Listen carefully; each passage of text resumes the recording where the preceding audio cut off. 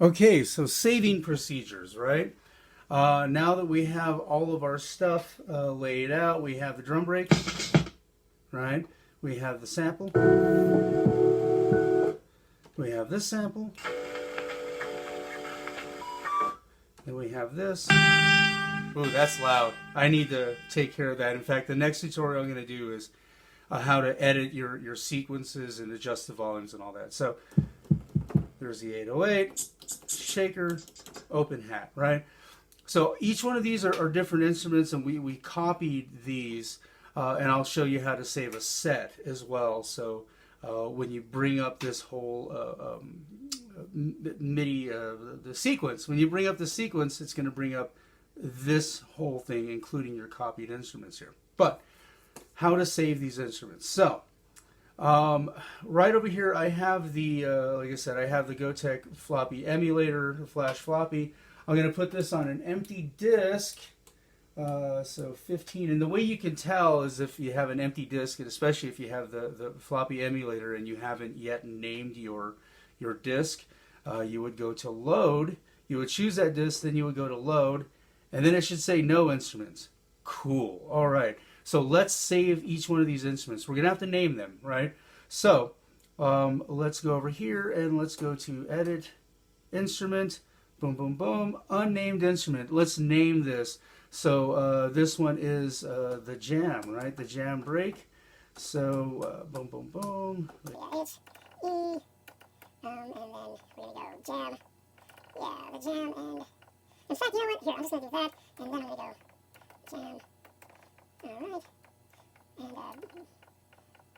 and BRK, alright, so yeah, that's going to be the name of our instrument here. So, the next thing we're going to want to do after we do that is we're going to want to go command, instrument, copy instrument, no, save bank, no, save instrument, yes. So let's do this, yes, saving, cool. Right, now I'm pretty sure this is all going to be able to fit onto one disk here. So once we do that, we're going to do the same to all of these, right? So let's do this. So we didn't have to even do that. We can go save instrument right from here, and then we can go yes, and it's going to say unnamed instrument. That's all right. We're going to go, this name of the sample is Heather.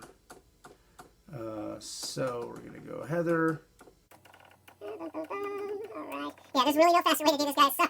This is just how it goes. Heather. And we're going to go over here and we're just going to go 1. Heather 1, right? So boom and boom and boom. Alright. So yeah, saving Heather 1. This might take a little bit longer. Like I said, these are like 4-bar loops here, but we recorded them at a very low sample rate, so they should all fit on one disc. But we'll see. We'll see what's going on here. We might need 2 discs for this whole beat, but I doubt it. I seriously doubt it. So once this saves, we're going to go to the second part here, the second Heather sample, and we're going to save that as well. And actually, I think at this point, I might just fast forward because you don't need to see me save all of this here, step by step. But you do need to see me save the bank, right? Okay, so now what we're going to do is save the bank, right? So we're going to go to command, instrument, save bank, right? So sound bank 1, no, we're going to name this 93, right? So 93 till infinity. Oops, wait, okay, 90, oops, alright, I should have just gone down over here. And, yeah, let's just go infinity.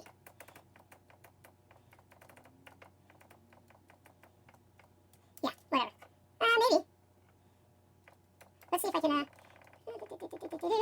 sorry, like I said, there's no faster way to do this. Alright. So that's saving the bank, right? And all that's doing is saving this whole information here. Next thing we're going to want to do is save the the sequence, right?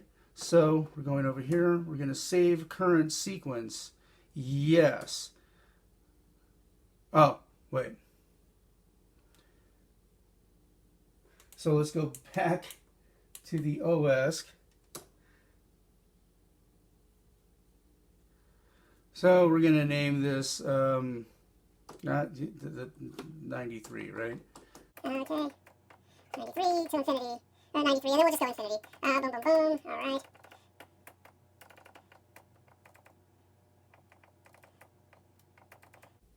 '93 infinity 1. Okay, cool. So we're going to do that.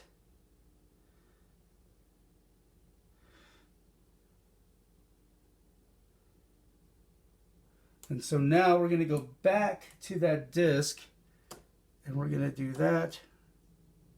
And we're going to save it to that disk. I just saved it to the OS disk. Whoops. Okay, so now we have that entire song and the sequence and everything on that one disk on bank 15 is what I have it at. Oops. So let's turn this back on, and then we can now load this particular disk with this particular bank. So I'll show you how that's done. Now it's tuning the keyboard tuned. Let's go to that disk on the file. Let's go load. And file 1, the jam break, we have 93 to infinity would be that. So what we're going to do is load that.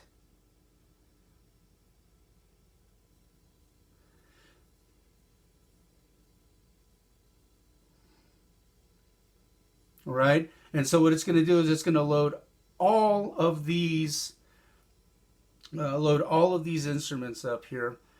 As you can see, it's going to take its sweet time, but it'll get there. Next, after this, we're going to load our MIDI sequence, and you'll definitely see how this sort of reacts to what we just did. Okay, the jam break shouldn't take that long to load. Cool. And so now we have, right?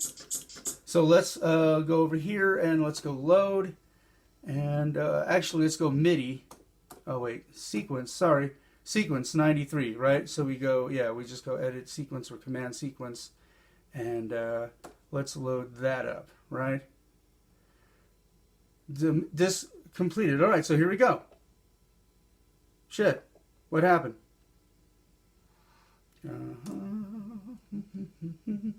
We'll go edit, sequence.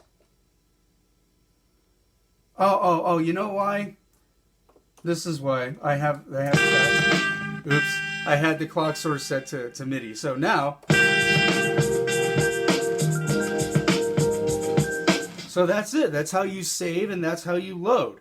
Hopefully this helps. Like I said, the next tutorial, we're going to dig into that sequence and sort of pan things and set the levels and do even more filtering and EQing and stuff.